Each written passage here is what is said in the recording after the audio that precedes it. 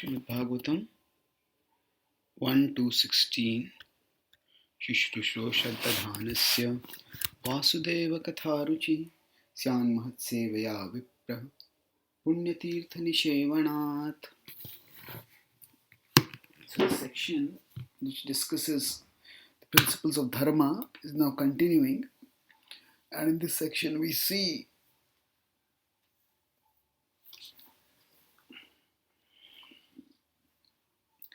that the process by which one becomes purified and attains taste is being described.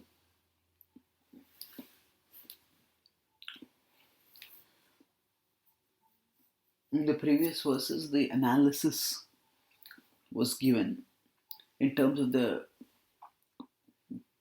glory of bhakti, and the section from 1.2.6 to 1.2.15, it talked about how bhakti is the conclusion. Bhakti is the purpose of varnashram. Bhakti automatically leads to jnana and vairagya. Bhakti is the paradharma, and it is by bhakti that the absolute truth is known.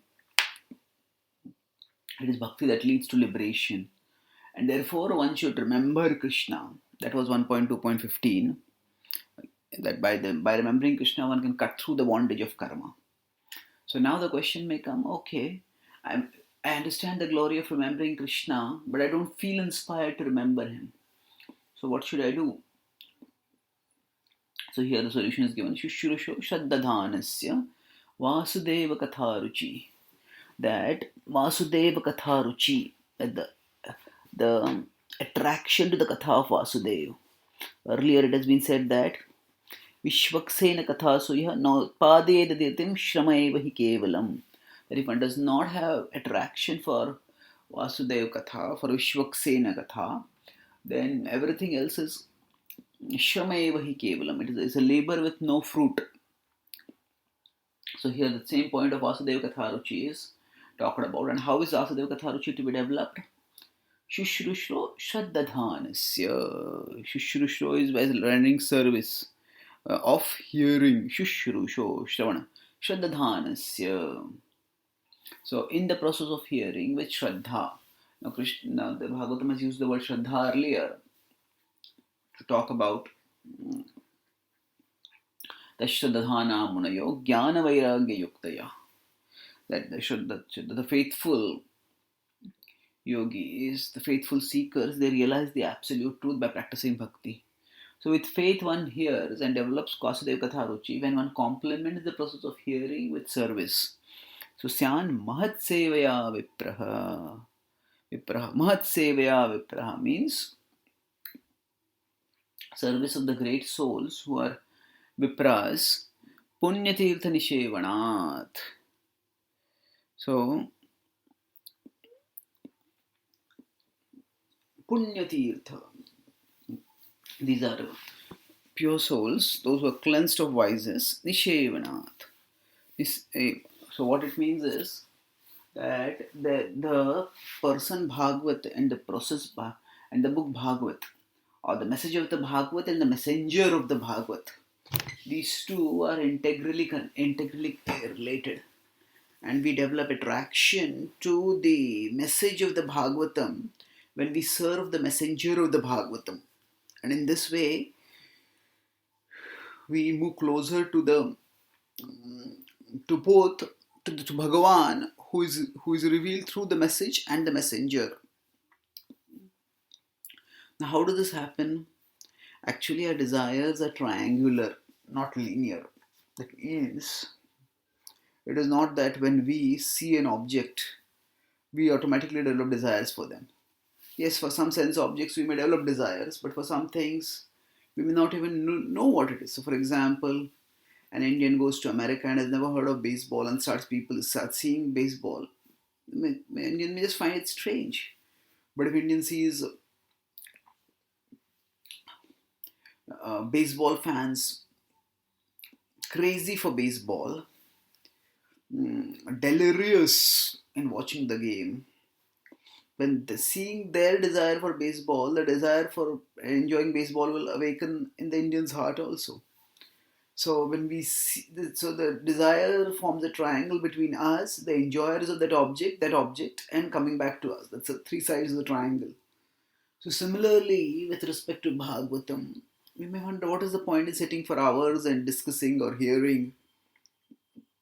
But if we recognize the reality that desires are triangular, then when we see others sitting, discussing, hearing, we will want to relish it ourselves. And as we study it, as we relish it, we will recognize, oh, this is wonderful, wonderful, wonderful. And that way we will move onwards.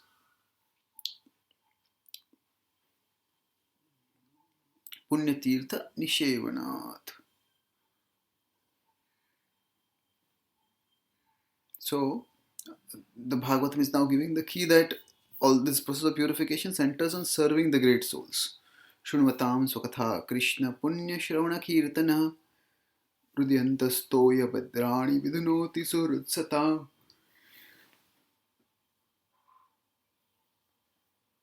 The word Punya is used a second time over here. Punya Tirtha Nishevanat. Shunvatam Sukatha Krishna. So when we hear about Krishna, Sukatha Krishna, Krishna's own pastimes, Punya Shravana Kirtanaha. It's extremely pious. Rudyantas Toya Abhadrani. The Lord is situated in our heart, and the Abhadra, the inauspicious thing that are situated there also. Vidunoti Surat Satam.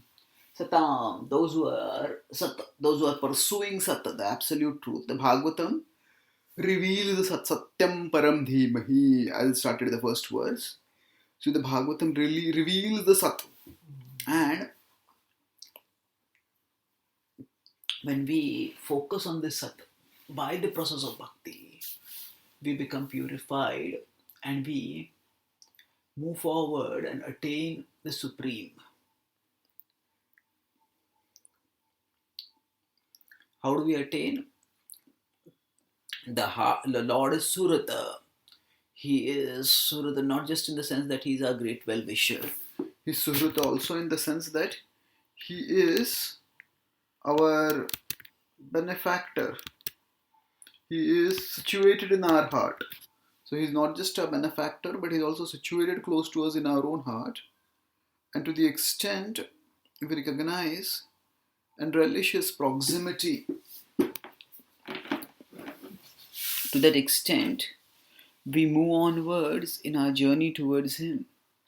And he helps us to realize and relish his proximity when we desire that proximity and express the desire for that proximity by trying to serve him through hearing about him. So Shunvatam Sukatha Krishna.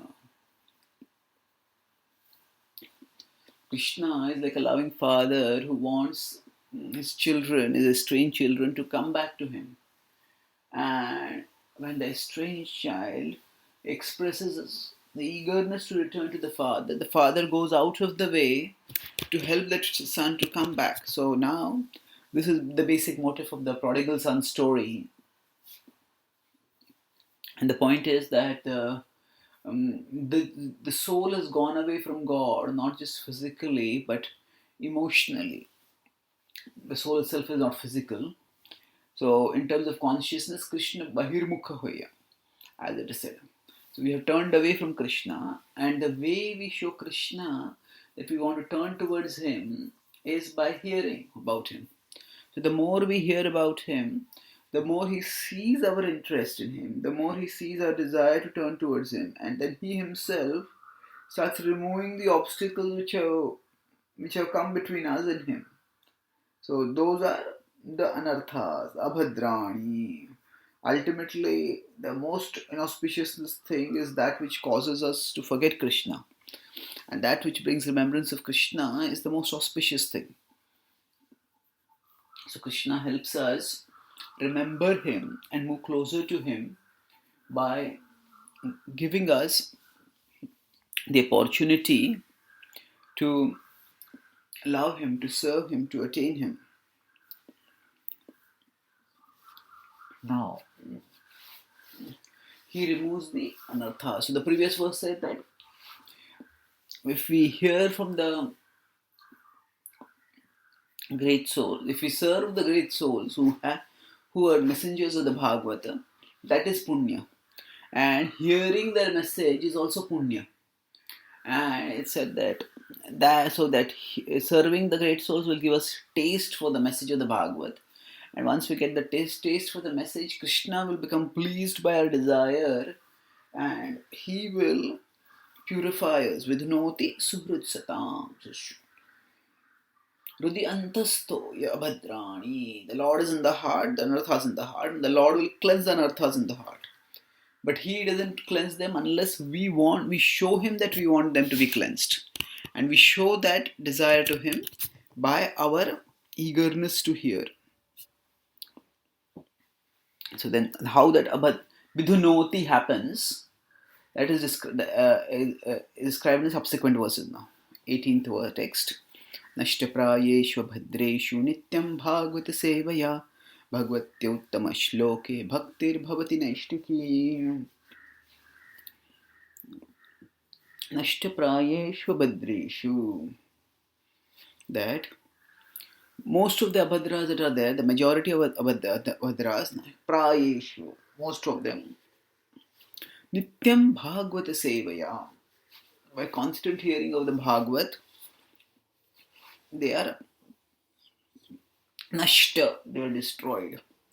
And bhagavatyuttama shloke, unto the Lord who is uttama shloka, bhaktir bhavati naishtiki, unto him naishtikis, firm bhakti is awakened.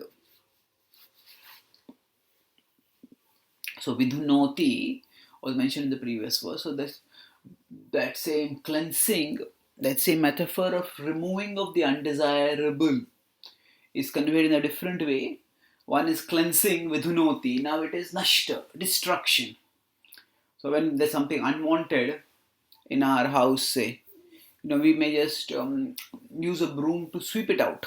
That is vidhunoti. But if something is in a tangible form, we may just crush it.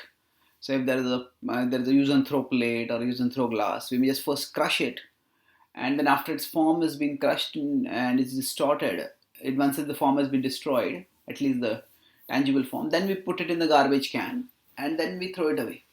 So basically, both the metaphors of cleansing and destroying, they convey removal of the unwanted. Nashta prayeshu bhadreshu. Most of the anarthas get removed. Nityam bhagavata sevaya, a regular service to the Bhagavat. And what is this regular service to the Bhagavat? This regular service to the Bhagavat centers on recognizing that the Bhagavat is the Supreme, is Krishna himself. That it is, as will be told in the later verses in the first canto, that the book Bhagavat is a manifestation of Krishna. So Nityam Bhagavata Sevaya means serving the book Bhagavat and serving the person Bhagavat, both. And how is this to be done? Nityam. It is not just something to be done once a year or 1 week a year. Yes, 1 week a year hearing intense Bhagavatam is good. But the important thing is that there has to be regular hearing also. We want to be connected with Krishna throughout our life. In fact, our connection with Krishna is eternal and we want to stay always connected with him. So Nityam Bhagavata Sevaya. And what will happen? Bhagavati Ruttama Shloke. That Lord who is described through choice poetry. Uttama Shloka. Bhaktir Bhavati Naishtiki. Unto him bhakti will be born, which will be naishtiki, which will be very strong, very firm. So, naishtiki bhakti refers to in the 9 stages of bhakti, which Rupa Goswami has given in the Bhakti Rasamrita Sindhu. Shraddha, Sadhu, Sangha, Bhajana, Kriya, Anartha, Vritti, Nishtha. So, Nishtha is the 5th stage. So, if you see the 1st, 5th and 9th stages are essentially progressions of Shraddha, of faith. Initially it is tender faith, Shraddha, then it is firm faith at Nishtha, and that is fully matured faith, that is love. So here it is stated that Bhaktir Bhavati Naishtiki, that unshakable faith is created in the heart by the that sort of bhakti awakens. So it is the same power of desire which, when directed towards material things, causes bondage, and when directed towards Krishna, brings liberation. And that is why these two are talked about in the same breath, as Nashtaprayeshu Abhadreshu Nityam Bhagavati Sevaya, that as by the service of Bhagavata, the Abhadra goes away. The same word was used in the previous verse also, Abhadrani. So, as the Abhadra goes away, that means the misdirection of our desire stops. When the misdirection of the desire stops, automatically the redirection of the desire starts and strengthens. And that is how the two go together. Even in the 10th canto, when the effects of hearing the Raslila is talked about, at that time also it is said Vikriditam Rajavadviridam Cha Vishnu Shraddhanvito Anushunaya Tavarnayedya. So Bhaktim Param Bhagavati Pratilabhyukam Rudrogamashvapahinotya Chirena Dhiraha. So it is said that Bhaktim Param Bhagavati, Bhakti will awaken, and Rudroga, the heart disease, that will go off. The heart disease is selfish desire. So the two happen concomitantly. And that's what is indicated here in the 18th text. And once the other anarthas are gone, then the bhakti, we may also feel some bhakti right now, but our bhakti is not naishtiki, it is unsteady right now. But when we become purified, our bhakti will become naishtiki. So 19th text is Tadarajastamo bhavaha kamalobhadayascha ye cheta etairana vidham stitam satve prasidati. So Tadarajastamo bhavaha. At that time, tada rajastamo bhavaha, the darkness caused by the lower mode, rajo and tamoguna, kama lobha dayaschaye. What are the effects of these lower modes of rajo and tamoguna? Kama and lobha. Kama lobha dayaschaye. So what happens to it? Cheta etair anavidham. The consciousness becomes purified of these. Anavidham, cleansed. Sitam satve prasidati. Anavidham. Sitam satve prasidati means one becomes situated in goodness, and not just situated in goodness, prasidati. One becomes joyful, prasanna. So here, another effect of purification is explained in terms of the analytical framework of the three modes. The whole concept of purification might seem a little abstract, little vague. Is it intangible or tangible? So of course we could say at one level that the whole inner arena is intangible, but that's true if we consider tangibility only in terms of things having physical form. But things are not just physical, or rather only physical things alone are not real. Experiential things are also real. So for example, when we see some sense object, we experience desire, craving for that object. Now that desire is real in the sense that it's something which is not tangible. Of course, when a person acts on that desire and does certain things, that's clearly tangible. But before that, even if it is not tangible in the physical sense, still it's tangible in the sense that we experience it in our heart. We experience it in our consciousness. So similarly, the point made here is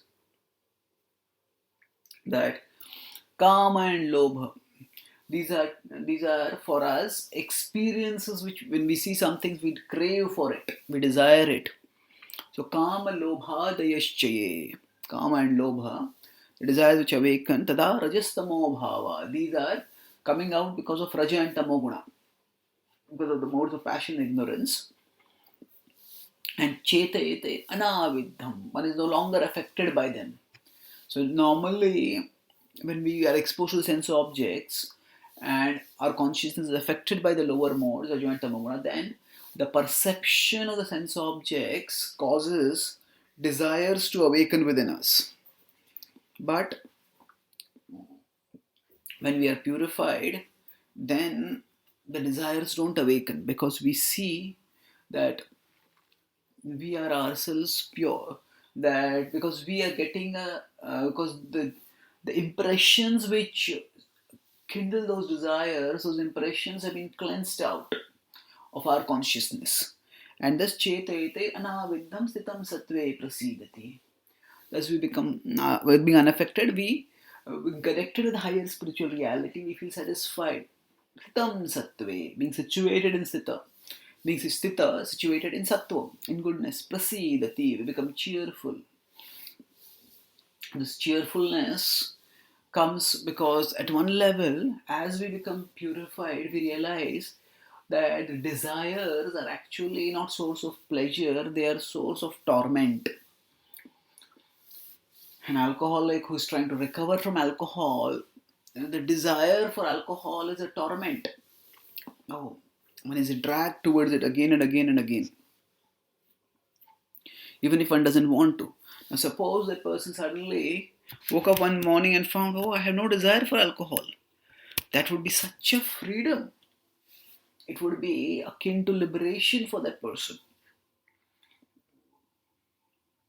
Something similar happens when we become purified with the practice of bhakti. Suddenly we realize, oh, this desire is no longer tormenting me. So that relief from torment itself is a pleasure. And beyond that relief from torment, there is a further pleasure that comes because one is connected with Krishna, and Krishna is the source of all happiness. One is remembering Krishna and remembering him steadily. So prasidati, one becomes cheerful. 1 to 20. Evam prasanna manaso bhagavad bhakti yogatah bhagavad tattva vijnanam mukta sangasya jayate. So evam prasanna manaso. In this way, with a cheerful mind, Bhagavad Bhakti Yogataha. One practices Bhakti Yoga for the Bhagavan. Bhagavad Bhakti Yogataha. What happens by that? Bhagavad Tattva Vijnanam. The Vijnana of Bhagavad Tattva, that is the experience knowledge, the experiential knowledge of Bhagavad Tattva, when we get that, when we relish that, then Mukta Sangasya Jayate. Mukta Sangasya Jayate. So earlier it had subsided, but now one becomes liberated of them. Mukta Sangasya. Sangha is here referring to attachment. So Mukta Sangasya Jayate. That liberation awakens, happens.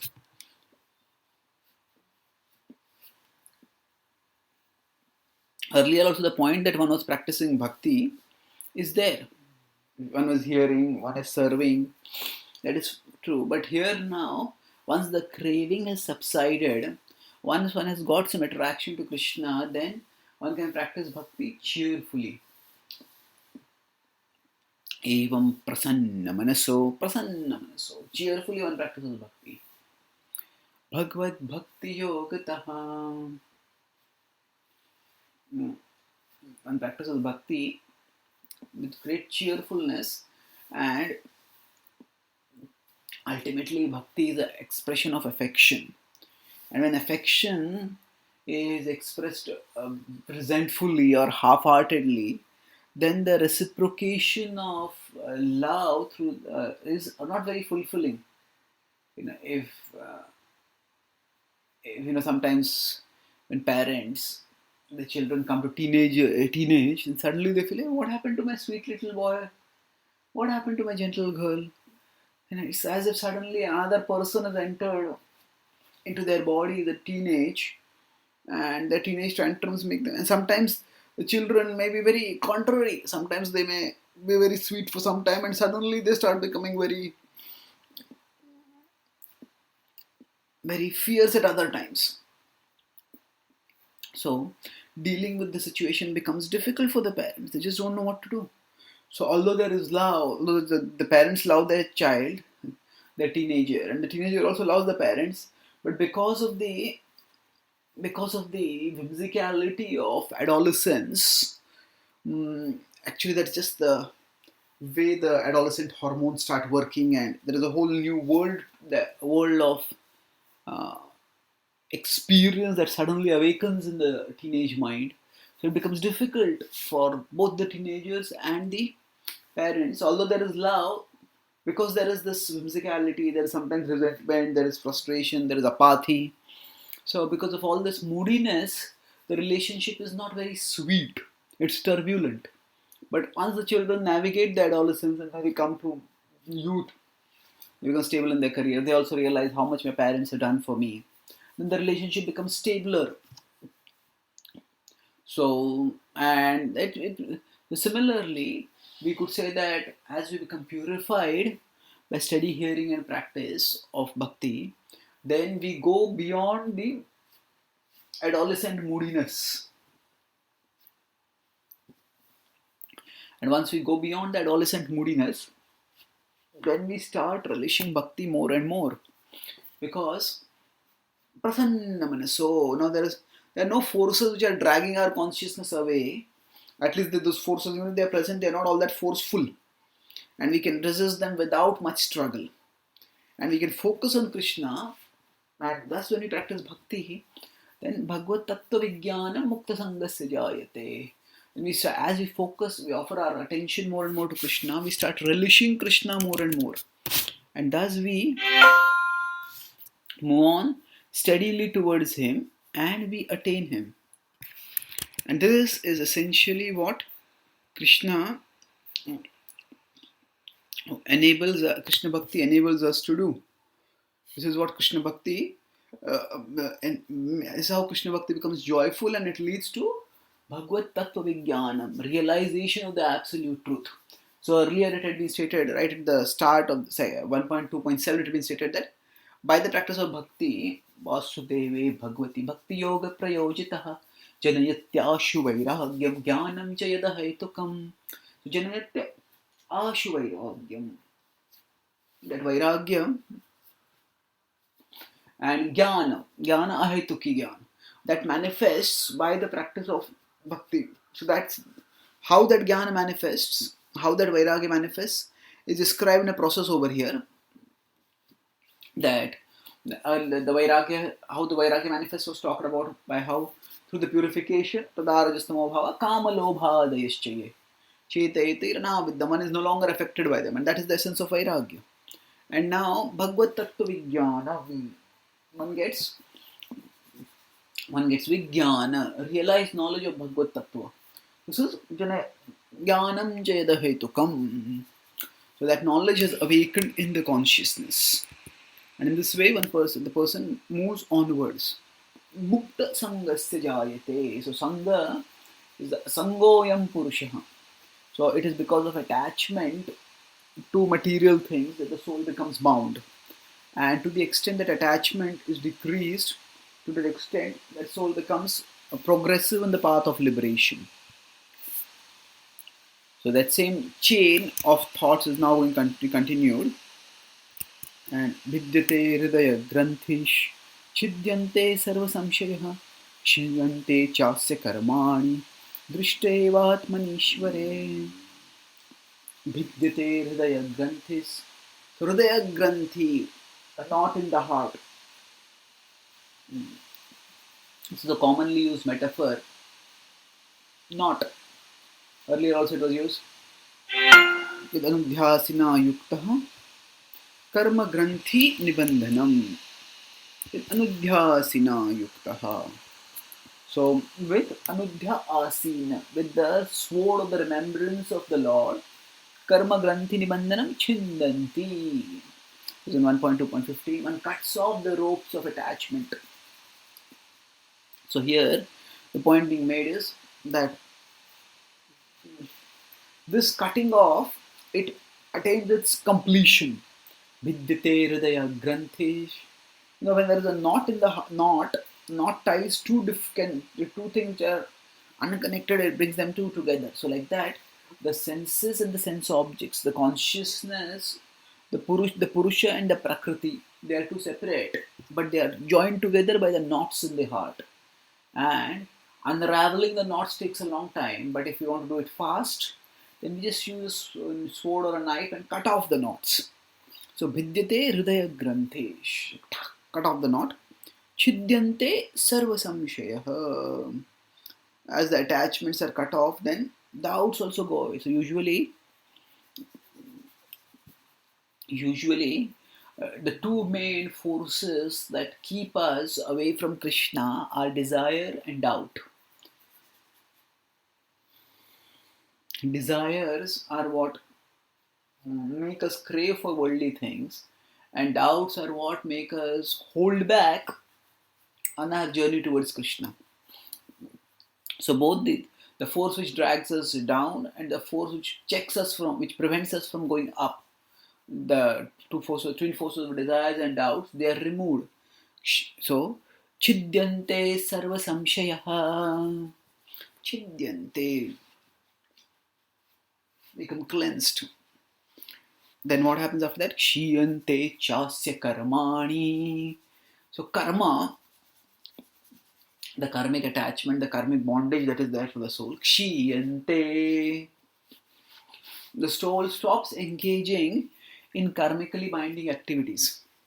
Drishta evatmanishware. Drishta, on seeing, atmanishware. The soul one sees the Atma to be the Ishvara. Now, how exactly is the Atma the Ishvara? Actually, the soul is not meant to be a slave of the body. But as of now,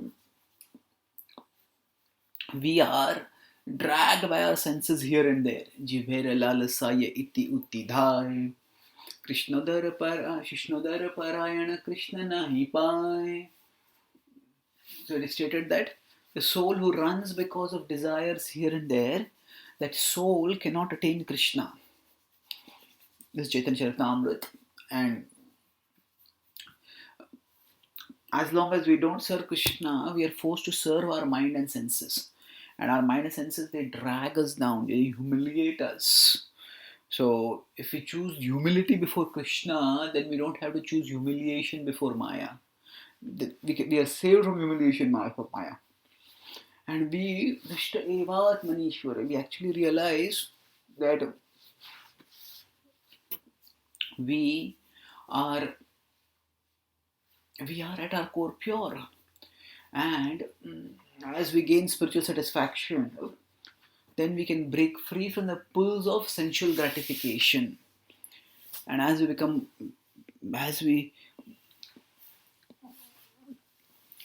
pure thus, we become free from the pull of sensual gratification, then we feel more in control, the controller of our own lives. In the chariot body metaphor, if the horses are running in different directions, then the chariot goes out of control. And once if the horses stop madly chasing after this thing and that thing, then the charioteer can act according to the direction of the passenger. And as the passenger becomes in control of the chariot. So drishta eva atmanishware, we understand that the soul is in control. And we can see that actually the soul is meant to be the controller of the body. The soul is meant to be the controller of the senses. It's not meant to be controlled by the senses. Krishna has also talked about this hierarchy in Evam Buddhe Param Buddha. In 3.42, he says that Indriyani Paranya Hurindriyebhya Param Manaha Manasastu Para Buddheyo Buddhe Paratastu Saha.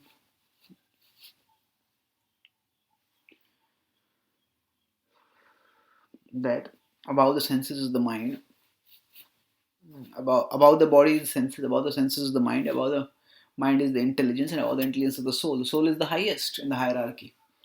So when we situate ourselves on the spiritual platform, then we understand that the soul is not meant to be dragged here and there by the body, but the soul is meant to control the body, and thus we perceive the soul to be the controller.